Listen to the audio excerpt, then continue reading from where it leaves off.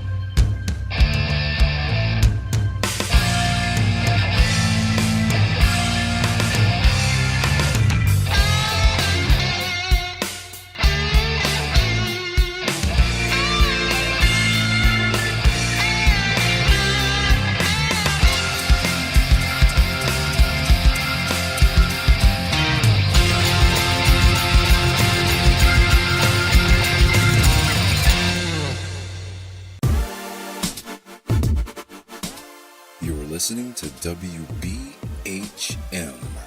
Digital Broadcasting, the best in paranormal talk, only on Paranormal Experienced Radio, broadcasting live out of Birmingham, Alabama. And you're back with Paranormal Experienced Radio with my guest, Butch Witkowski, and we were discussing the Carbondale, Pennsylvania UFO sighting. And the basically assault your intelligence report that you had come across, and the fact that so much was wrong with that. Well, one of the things that caught my eye when I first got the report, I had to get a couple of the guys to come down to the house. We had to read this together because I just couldn't handle it myself. I was falling on the floor every 5 minutes.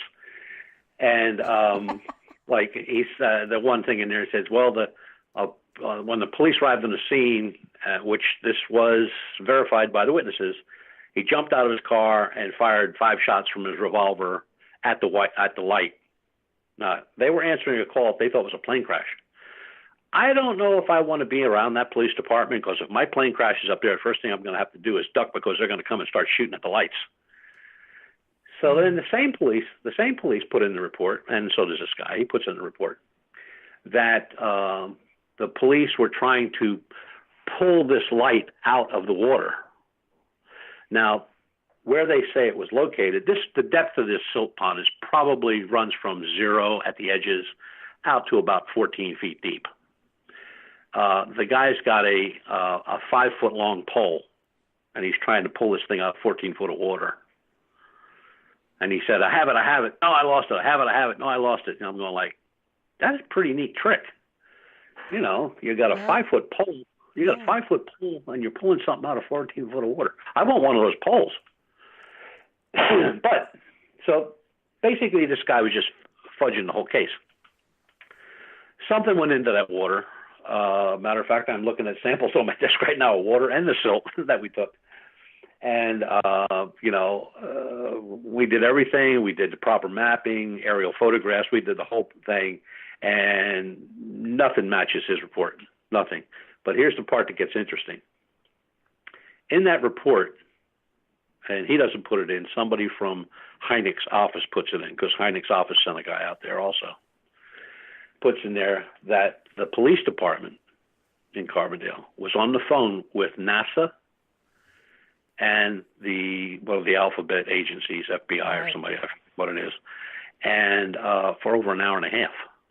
Now, if this was just a lantern, right, then why would they spend an hour and a half on the phone with NASA and the FBI or whoever they were talking to? I don't remember offhand.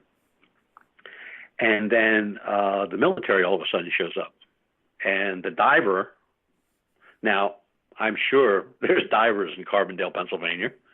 There's lakes all over the place up there. But the diver comes out of New York City. Well, and his story is that he was just driving along a turnpike when he heard this come over the air, that something went in this lake. They called it a lake. And he turned around, went back to his home in Manhattan, got all his gear and drove up there, and then they made him like the chief diver. And this investigator that wrote the report, he all of a sudden becomes the chief investigator on the scene. But the investigator from Hynek's office, Dr. Hynek's office, he was only there a very short time. But the biggest kicker was when this guy puts his report out on the internet, his version of it. He says, I was there for 18 hours. Well, in his report that he filed, it said that he got there, I don't remember the exact time, so I'll just make up a number. I got there at 3 o'clock, and I was on my way home at 6. But yet he did all this mapping, all this testing, all this out in the boat, doing this with the cops, doing this with the military in 3 hours. Well, he's just a whiz-bang then. What he was doing was, whatever went in there was something in there. He was helping produce the story that it wasn't what everybody thought it was from one of our space brethren, that it was just kids that threw a lantern in there. Now, from where the lantern went in to where the kids were standing is a quarter of a mile away. And there's more than one witness. I mean, it was like the kids, and then there were some other people there. So you have a group of people standing on the corner watching this thing come down a quarter of a mile away and goes into a silt pond on a mine property. It's just one of those things where there is something. Now, we did all we could do. I mean, we measured, we mapped, we looked underwater, we took samples, we did everything we could do. We got the actual lamps, we got everything we could do. But the most important thing of what I have is what we found as opposed to the report. So what I'm saying is, here's what we found, make up your own mind. Here's the report that's nothing but a lot of crap. Right. So if you want to believe that the government doesn't stick their nose in anything, or things don't get made up to keep you away from an area, here's your proof.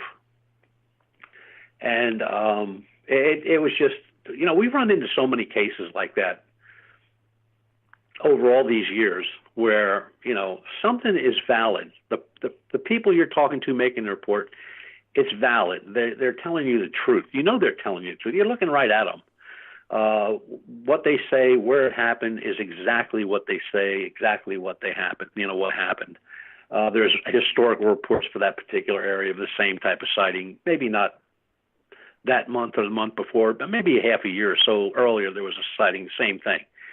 Or you got these multi-witness cases where, and we have a lot of reports of these, where unidentifieds are flying over nuclear facilities here in the state of Pennsylvania. And that's almost all nuclear facilities, though, isn't it? Yes, pretty much. But the one that was the best shot, which pretty much shut everybody up, because there were a lot of guys, a lot of ufologists jumped out of the woods going like, fake photograph, that's a joke, this, that, and the other thing. But what they didn't realize was the guy that took the picture, he just cropped it so you could see the three vehicles in the air over the site. Then he published the whole picture. And there's a line of cars with people standing outside with binoculars, with cameras on both sides of the road looking at them. So if he hadn't put that out, if he hadn't put that out there, everybody would have said fake. After he saw what